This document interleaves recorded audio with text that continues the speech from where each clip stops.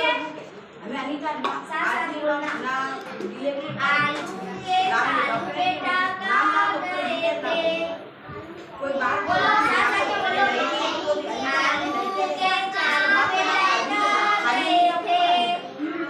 पास में जो ये जो बैगन की टोकरी में सो रहे थे।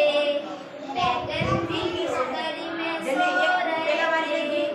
बैगन ने लात मारी रो रहे थे। बैगन ने लात मारी रो रहे थे। मम्मी ने प्यार किया हंस रहे थे। पापा ने पैसे लिए नाच रहे थे। मम्मी ने प्यार किया हंस रहे थे। पापा ने पैसे लिए नाच रहे थे। आलू के चालू बेटा कहाँ गए थे? बैगन की टोकरी में सो रहे थे। बैगन ने लात मारी रो रहे थे। मम्मी ने प्यार किया हंस रहे थे। पापा ने पैसे दिए नाच रहे थे। आलू के चालू बेटा